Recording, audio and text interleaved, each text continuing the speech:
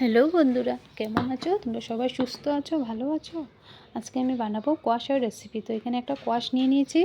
তো কোয়াশকে কেটে রাখবো। কাটলে কি হবে, কোয়াশের ভিতরে যে কষটা আছে, কষটা বেরিয়ে যাবে। তো কোয়াশ পুরোপুরি কাটা হয়ে গেছে আমার। আমি কোয়াশকে এইভাবে কেটেছি, কারণ এইভাবে কাটলে কোয়াশের ভিতরে মশলাগুলো পুরো ঢুকে যাবে, তখন খেতে কিন্তু ভালো লাগে। তো এদিকে তেল গরম হয়ে গেল, কালো জিরো ফোড়ন দিয়ে দিলাম। কেটে রাখা কোয়াশও দিয়ে দেব, দিয়ে হালকা করে কোয়াশকে ভাজা করে নেব। যে এখন দিয়ে দেব। এই রেসিপিটা কিন্তু যারা খেয়েছো না, ওরা একবার ট্রাই করতে পারো। এদিকে আমি শস্য বেটে নেব। এদিকে আমি শস্য নিয়ে নিলাম, শস্য বেটে নেব। আজকে পেস্ট করব না, আজকে পাটার মধ্যেই বেটে নেব। শস্যও বাটবো, কাঁচা লঙ্কা আদা বাটবো। এদিকে আমার কোয়াশও হালকা হালকা করে ভাজা হয়ে গেছে।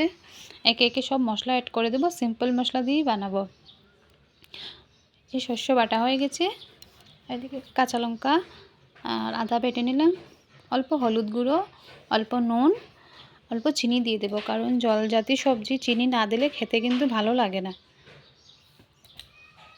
ভালো করে মিক্সড করে নেব, তারপর অল্প জল দেব, দিয়ে দিলাম।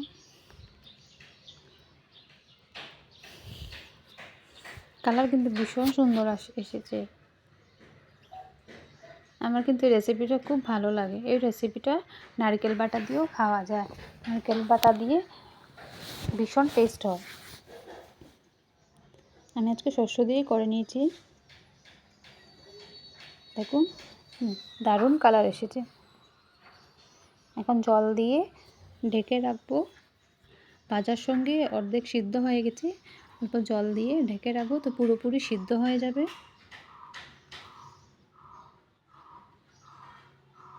খুব ভালো লাগছে দেখতে। কোয়াশ দিয়ে অনেক রেসিপি খাওয়া যায়, শুক্তো খাওয়া যায়, এরকম রেসিপি খাওয়া যায়, কোয়াশ ভাজাও খাওয়া যায়, কোয়াশ বড়াও খাওয়া যায়, কোয়াশ দিয়ে পকোড়াও খাওয়া যায়। এখন ঢেকে রাখবো।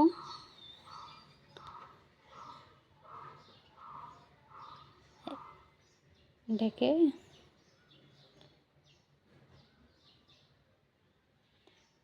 তো ফাইনালি হয়ে গেল আমার কোয়াশের রেসিপি বানানো।